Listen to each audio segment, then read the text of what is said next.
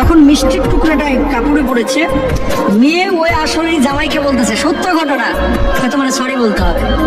তো ছেলে কানে কানে বলছে সরি আর হবে না।